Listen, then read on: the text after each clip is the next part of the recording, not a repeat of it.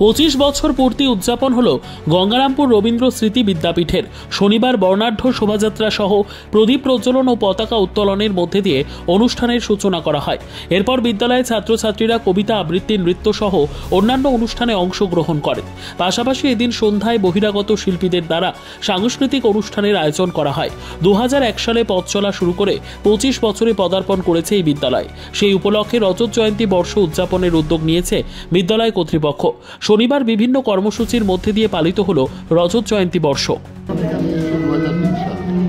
তখন বিদ্যালয় শুধু কাগজে বিদ্যালয়, মানে কোনো পরিকাঠামো, বিল্ডিংয়ের কোনো চিহ্নই এখানে ছিল।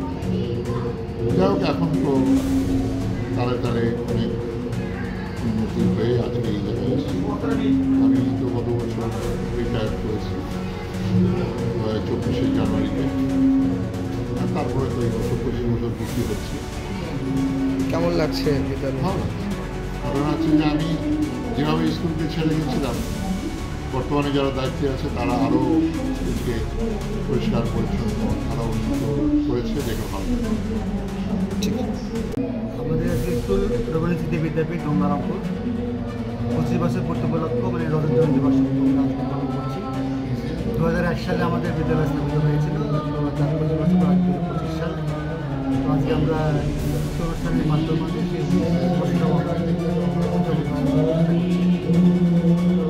আজকে দিনটি কীভাবে সারাদিন কীভাবে পালন করছেন, মানে কী কী করলেন, কী কী ইভেন্ট রয়েছে? আমরা সকাল থেকে আমাদের বিশেষ অতিথিবর্গ তারা এসে তাদের বরণ উৎসব, আমাদের ছাত্রছাত্রীদের তারা অনুষ্ঠান, সাংস্কৃতিক অনুষ্ঠান, এছাড়াও আমাদের সন্ধ্যাবেলা আমাদের বহিরাগত শিল্পী আছে, তাদের তারা পাঠক করা হয়।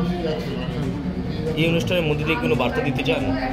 বার্তা দিতে চাই যে তখন আমাদের বিদ্যালয়ে খুবই মানে এটা মহানগর শহরের মধ্যে হলেও মানে আমাদের বিদ্যালয়টা কত প্রসার আমরা করতে পারিনি, কেন আমাদের সেটা এখন চন্দ্র হয়নি, সেই জন্য আমাদের সেই লেভেলের এখন আমরা পাইনি। তো আমরা চাই এর মাধ্যমে লোকে জানুক যে একটা স্কুল আছে, একটা সুন্দর একটা পরিবেশ, আমাদের বিদ্যালয়ের যে প্রাকৃতিক পরিবেশ, ব্যবস্থা খুব সুন্দর, এগুলোর মাধ্যমে আমরা বলতে চাই আমাদের বিদ্যালয়ে আসলে আমাদের বিদ্যালয়ে ছাত্রছাত্রী ভর্তি করুন, এখানে আমাদের সঙ্গে থাকুন, আমরা আরও বিদ্যালয়কে অনেক ঠিক আছে, আপনার নামটা বলুন স্যার। আমরা ফোন করতে ঠিক আছে।